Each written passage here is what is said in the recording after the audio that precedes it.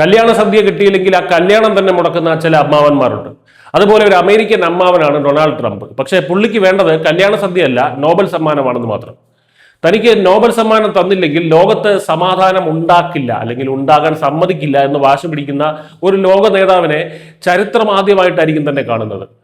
അതെ, അമേരിക്കൻ പ്രസിഡന്റായി Donald Trump ഉള്ളിടത്തോളം കാലം വാർത്തകൾക്ക് ഒരു പഞ്ഞവുമില്ല. പല അന്താരാഷ്ട്ര മാധ്യമങ്ങളും കഞ്ഞി കുടിച്ചു പോകുന്നത് വരെ ട്രംപ് ഉള്ളത് കൊണ്ട് മാത്രമാണ്. ഇത്തവണ വിഷയം ലോക സമാധാനമോ യുദ്ധമോ ഒന്നും തന്നെയല്ല, മറിച്ച് അദ്ദേഹത്തിന് കിട്ടാതെ പോയ ഒരു പുരസ്കാരവും അതിന്റെ പേരിൽ അദ്ദേഹം കാണിക്കുന്ന വ്യത്യസ്തമായിട്ടുള്ള ചില പ്രതിഷേധങ്ങളുമാണ്. സമാധാനത്തിനുള്ള നോബൽ സമ്മാനം തനിക്ക് ലഭിക്കാത്തതിൽ പ്രതിഷേധിച്ച് ഇനി ലോക സമാധാനത്തിന്റെ കാര്യത്തിൽ തനിക്ക് യാതൊരു ഉത്തരവാദിത്വവും ഇല്ലെന്ന് തുറന്നടിച്ചിരിക്കുകയാണ് American president Donald Trump. Norwegian പ്രധാനമന്ത്രി ജോനാസ് ഗഹർ സ്റ്റോറിന് ട്രംപ് അയച്ച കത്താണ് ഇപ്പോൾ ചോർന്നിരിക്കുന്നത്. കത്തിലെ വരികൾ ആരെയും ഞെട്ടിക്കുന്നതാണ്. ട്രംപ് എഴുതുന്നു: എന്റെ രാജ്യം 8-ലധികം യുദ്ധങ്ങൾ തടഞ്ഞിട്ടും നോർവേ എനിക്ക് സമാധാനത്തിനുള്ള നോബൽ സമ്മാനം നൽകിയില്ല. അതുകൊണ്ട് ഇനി സമാധാനത്തെക്കുറിച്ച് മാത്രം ചിന്തിക്കേണ്ട ബാധ്യത എനിക്കില്ല. സമാധാനമാണ് പ്രധാനമെങ്കിലും അമേരിക്കയ്ക്ക് എന്താണ് ലാഭം എന്ന് ചിന്തിക്കാനാണ് എനിക്കിപ്പോൾ താല്പര്യം. ഇങ്ങനെയാണ് ട്രംപിന്റെ ആ വരികൾ.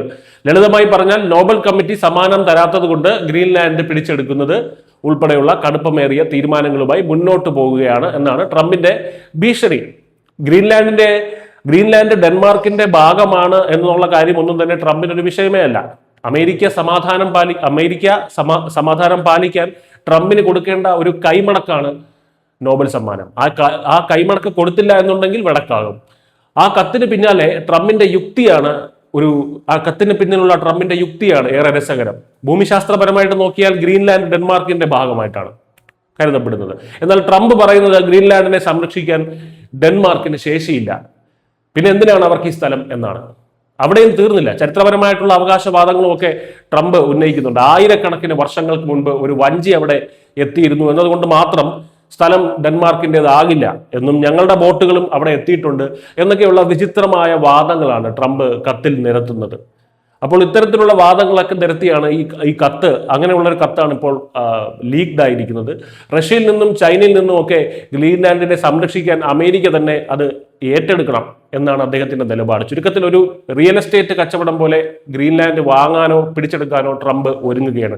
യഥാർത്ഥത്തിൽ ഈ കത്ത് അയക്കാനുള്ള പ്രകോപനം ശരിക്കും എന്തായിരുന്നു എന്ന് കൂടി മനസ്സിലാക്കേണ്ടതായിട്ടുണ്ട്. നോർവേ, ഫിൻലാൻഡ് തുടങ്ങിയ രാജ്യങ്ങൾക്കെതിരെ ട്രംപ് ഇറക്കുമതി തീരുവ ചുമത്താൻ തീരുമാനിച്ചിരുന്നു. ഇതിനെ എതിർത്തുകൊണ്ട് നോർവീജിയൻ പ്രധാനമന്ത്രിയും ഫിൻലാൻഡ് പ്രസിഡന്റും ചേർന്ന് ട്രംപിനൊരു കത്തയച്ചു. സമാധാനപരമായിട്ടുള്ള ഒരു ചർച്ചയായിരുന്നു അവരുടെ ലക്ഷ്യം. എന്നാൽ അതിന് മറുപടിയായിട്ടാണ് ട്രംപ് ഈ നോബൽ ബോംബ് പൊട്ടിച്ചിരിക്കുന്നത്. നിങ്ങൾ എനിക്ക് നോബൽ തന്നില്ലല്ലോ, അപ്പൊ പിന്നെ ഞാനതിന് നിങ്ങളുടെ സമാധാനത്തിനെ പറ്റി സംസാരിക്കണം എന്നൊരു മട്ടിലാണ് ട്രംപിന്റെ ഒരു മൊത്തത്തിലുള്ള ഒരു പ്രതികരണം. ഈ കത്തിൽ ഉള്ള ആകെയുള്ള ഒരു പ്രതികരണം. തനിക്ക് ലഭിച്ച കത്ത് ട്രംപിന്റെ തന്നെയാണെന്ന് നോർവീജിയൻ പ്രധാനമന്ത്രി സ്ഥിരീകരിക്കണമല്ലോ. കാരണം ഇത്തരത്തിൽ സംസാരിക്കുന്നത് ഏറ്റവും വലിയ ലോകശക്തിയായ ഒരു രാജ്യത്തിന്റെ 250 വർഷങ്ങൾക്ക് മേൽ ജനാധിപത്യ പാരമ്പര്യമുള്ള ഒരു സ്വതന്ത്ര പരമാധികാര രാജ്യത്തിന്റെ തലവൻ അയച്ച കത്താണോ ഇതെന്ന് തോന്നുമ്പോൾ ആരായാലും ഒന്നുകൂടെ അത് സ്ഥിരീകരിച്ചു പോകും. വാഷിംഗ്ടണിലെ മറ്റ് യൂറോപ്യൻ അംബാസഡർമാർക്കും ഇതേ സ്വരത്തിലുള്ള കത്തുകൾ ലഭിച്ചതായിട്ടാണ് വിവരം. ലോകം കണ്ടതിൽ വെച്ച് ഏറ്റവും വിചിത്രമായിട്ടുള്ള ഒരു നയതന്ത്രജ്ഞതയാണിത്. സമാധാനത്തിനുള്ള നോബൽ സമ്മാനം എന്നത് ഒരു അംഗീകാരമാണ്, അല്ലാതെ സമാധാനം പാലിക്കാനുള്ള ഒരു കൈക്കൂലി അല്ല എന്ന് ട്രംപിനെ ആര് പറഞ്ഞ് മനസ്സിലാക്കുമെന്നറിയില്ല. സമ്മാനം കിട്ടിയില്ല എന്നുണ്ടെങ്കിൽ സമാധാനം റദ്ദാക്കും എന്ന് പറയുന്ന ട്രംപിന്റെ ഈ വാശി വരും ദിവസങ്ങളിൽ യൂറോപ്പും അമേരിക്കയും തമ്മിലുള്ള ബന്ധത്തിൽ വലിയ വിള്ളലുകൾ വീഴ്ത്തുമെന്നുള്ള കാര്യം ഉറപ്പാണ്. ഇനി എങ്ങാനും നോബൽ കമ്മിറ്റി ലോക സമാധാനത്തിന് വേണ്ടി ആ കടുങ്കൈ ചെയ്യുമോ? എങ്കിൽ സമാധാനം ഉണ്ടാക്കാൻ വേണ്ടി കൊടുത്ത ആദ്യത്തെ സമാധാന നോബലായി ട്രംപിന്റെ നോബൽ മാറും. മിസ്റ്റർ ന്യൂസിന്റെ മലയാളം.